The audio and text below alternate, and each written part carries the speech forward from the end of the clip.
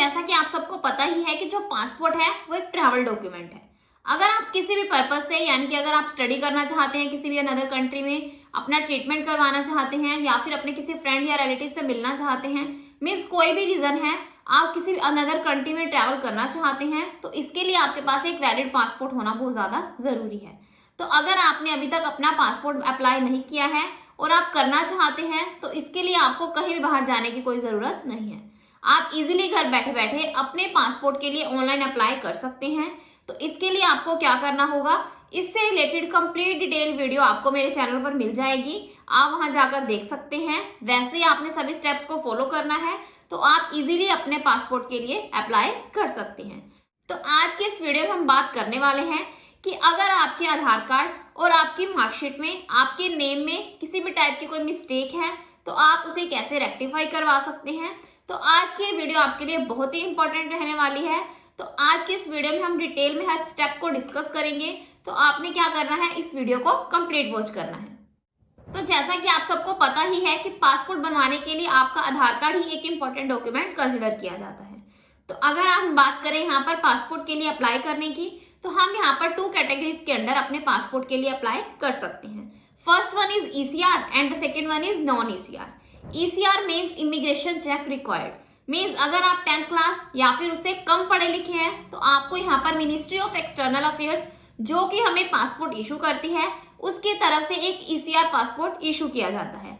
यानी कि जब आपको आपका पासपोर्ट मिलता है उसके लास्ट पेज पर मेंशन होता है इमिग्रेशन चेक रिक्वायर्ड, तो आप यहाँ से चेक कर सकते हैं कि आपका कौन सा पासपोर्ट है। तो अगर हम बात करें नॉन ECR पासपोर्ट की, तो non ECR means immigration check not required, means अगर आप 10th क्लास या फिर इससे ज्यादा पढ़े लिखे हैं और पासपोर्ट अप्लाई करते समय अपनी 10th क्लास की मार्कशीट या फिर इसे हायर एजुकेशन की मार्कशीट आप साथ में लगाते हैं, तो आपको यहाँ पर नॉन ECR कैटेगरी के under ministry of external affairs की तरफ से पासपोर्ट इशू किया जाता है। तो ये आपके ऊपर डिपेंड करता है कि आप किस कैटेगरी के अंडर अपने पासपोर्ट को बनवाना चाहते हैं। तो अगर आप एक नॉन ECR पासपोर्ट के लिए अप्लाई करते हैं तो आपके पास यहाँ पर आपका आधार कार्ड और आपकी 10th क्लास की मार्कशीट होना जरूरी है। तो अगर आपके पास आपका आधार कार्ड भी है, आपकी 10th क्लास की मार्कशीट भी है, बट दोनों में आपका जो नेम है उसमें आपकी यानी कि कोई मिस्टेक है किसी टाइप की, यहाँ पर हम मिस्टेक की अगर बात करें तो यहाँ पर मिस्टेक्स भी हमारे पास 2 टाइप की हैं।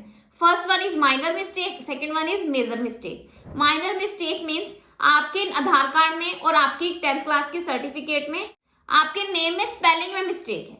यानी कि अगर आप क्या करते हैं, W की जगह V यूज करते हैं अपने नेम में, यानी कि यहाँ पर आपका जो नेम है उसमें आप W यूज कर रहे हैं और V आना चाहिए, यानी कि आपके आधार कार्ड में V है और आपकी जो मार्कशीट है उसमें W है, तो ये क्या है, माइनर मिस्टेक है। तो इसको हम इजीली रेक्टिफाई कर सकते हैं। तो इस केस में आपको ज्यादा परेशानी नहीं होगी जब आप पासपोर्ट के लिए अप्लाई करोगे। बट बात आती है मेजर मिस्टेक की, यानी कि अगर आपके जो 10th क्लास की मार्कशीट है उसमें आपका जो नेम है उसमें आपका नेम, आपका मिडिल नेम और आपका जो सरनेम है वो भी मेंशन है, बट जो आपका आधार कार्ड है उसमें सिंपली आपका नेम और आपका सरनेम मेंशन है, तो इसे हम मेजर मिस्टेक कंसिडर करते हैं। यानी कि इसे रेक्टिफाई करवाना बहुत ज्यादा मुश्किल है।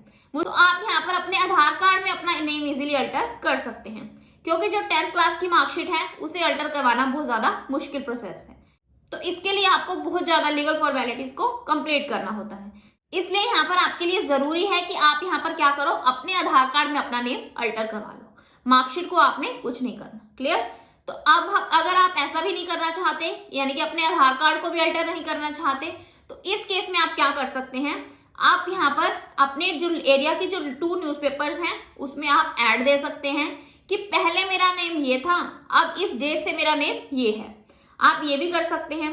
सेकंड, आप यहाँ पर क्या कर सकते हैं कि जो मेरा नेम है, यानी कि जो भी आपका नेम है उसमें आपका मिडिल नेम आपके नेम के साथ और आपका सरनेम मेंशन है, और या फिर अगर आपके आधार कार्ड में आपका नेम और सिंपल आपका सरनेम मेंशन है तो आप यहाँ पर न्यूज़पेपर में ये भी ऐड दे सकते हैं कि इन दोनों नेम वाले जो व्यक्ति है, यानी कि इन दोनों नेम से जो एक पर्सन है वो क्या है, एक सिंगल इंडिविजुअल ही है। यानी कि ये दोनों डिफरेंट पर्सन नहीं है, ये क्या है, एक सिंगल इंडिविजुअल है। फॉर एग्जाम्पल हम यहाँ पर एक एग्जाम्पल कंसिडर करते हैं कि अगर आपका नेम है रोहित कुमार शर्मा, यानी कि आपके आधार कार्ड में मेंशन है रोहित शर्मा और आपकी जो मार्कशीट है उसमें मेंशन है रोहित कुमार शर्मा, तो इसे हम क्या कंसिडर करेंगे, मेजर मिस्टेक। तो इस केस में आप क्या करोगे, न्यूज़पेपर में ऐड दोगे या फिर अपने आधार कार्ड को अल्टर करवाओगे। तो अब आपने क्या करना है, अगर न्यूज़पेपर में आप ऐड देते हैं तो जिस दिन आपकी पासपोर्ट सेवा केंद्र में अपॉइंटमेंट होती है, यानी कि जब आप एक एप्लीकेशन फॉर्म फिल करते हैं, तो उसका जो नेक्स्ट स्टेप है वो क्या है, पासपोर्ट ऑफिस अपॉइंटमेंट। यानी कि जिस दिन आपकी अपॉइंटमेंट होती है, आप अपने नियर बाय जो भी आपने सिलेक्ट किया है पासपोर्ट सेवा केंद्र, वहां आप विजिट करते हैं, तो आपने क्या करना है, ये न्यूज़पेपर भी अपने साथ लेकर जानी है और वहां पर आपको क्या करना होता है, इस न्यूज़पेपर को शो करना होता है। तो अगर उनको लगता है कि ये पर्सन वैलिड है, यानी कि आपके डिटेल्स के बेसिस पर अगर वो चेक कर लेते हैं कि कोई फ्रॉड वाला काम नहीं है, कोई फेक डॉक्यूमेंट्स नहीं है आपके पास, आपके सारे डॉक्यूमेंट्स ओरिजिनल हैं, तो आपकी जो एप्लीकेशन है वो वहां पर सबमिट कर ली जाती है और next step passport police verification के लिए सेंड कर दी जाती है। तो पासपोर्ट ऑफिस अपॉइंटमेंट का क्या प्रोसीजर रहता है, पासपोर्ट पुलिस वेरिफिकेशन में क्या क्या होता है, इन सब टॉपिक्स के ऊपर आपको डिटेल्ड वीडियो मेरे चैनल पर मिल जाएंगी, आप वहां जाकर देख सकते हैं। So this is end of my video. अगर आपको मेरी वीडियो अच्छी लगी हो तो प्लीज मेरी वीडियो को लाइक करें और मेरे चैनल को सब्सक्राइब करें।